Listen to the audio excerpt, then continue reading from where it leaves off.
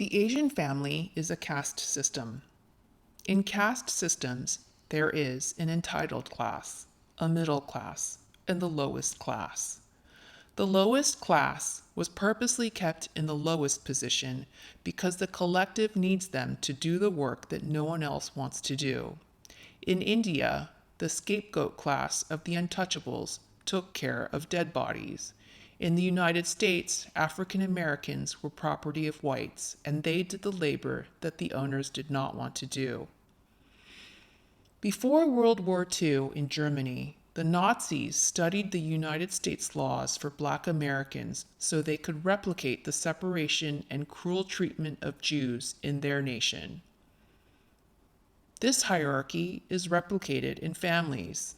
The heads of societies were almost always men, and heads of families were always men. These men organized and made the rules for their families and societies to serve their needs. On top of this classification was also the favoring of sons over daughters. Wives and daughters were viewed as property. Family wealth and the name is passed on by the patrilineal line through the eldest son. Because of this, sons were given skills, educations, and respect. In caste hierarchies, the highest class can do no wrong. There is hardly any self-reflection, if ever, on what they have done wrong. Caste systems do not allow for members of the lowest class to disrespect the highest class. In this way, daughters who are often mistreated are not allowed to talk up the hierarchy. If they do, it subjects them to more abuse. Because this is the way most societies have been built, scapegoats are in every society and probably many families. Scapegoating has been around since biblical times, and I will read from the book Caste by Isabel Wilkerson, pages 190 to 191. Every year on the Day of Atonement, the ancient Hebrews took 2 male goats and presented them before the Lord at the entrance of the meeting.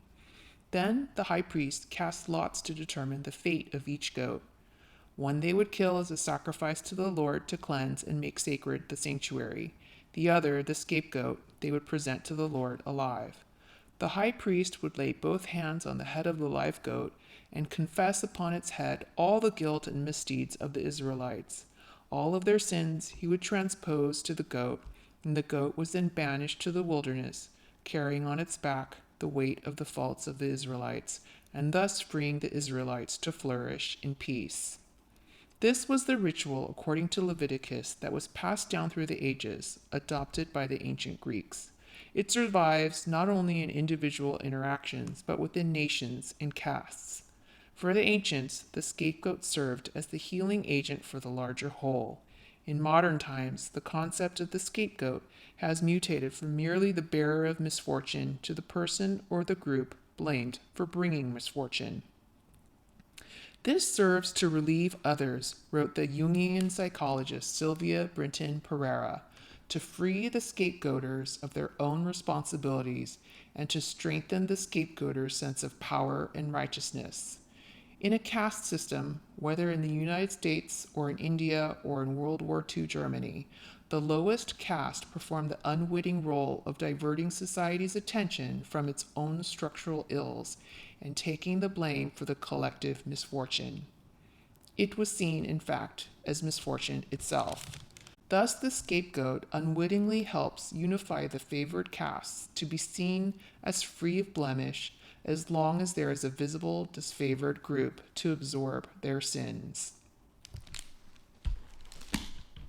I believe Asian families are built in the same manner, needing a scapegoat family member to project their anger and sins onto. The scapegoat serves as a distraction for the abusive Asian family.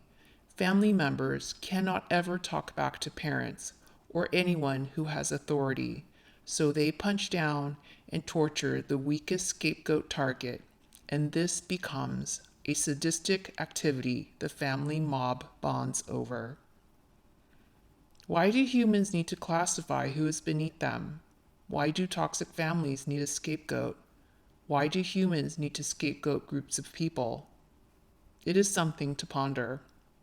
I know there are other Asian scapegoats out there, and my hope is that my vlogs help validate your experience.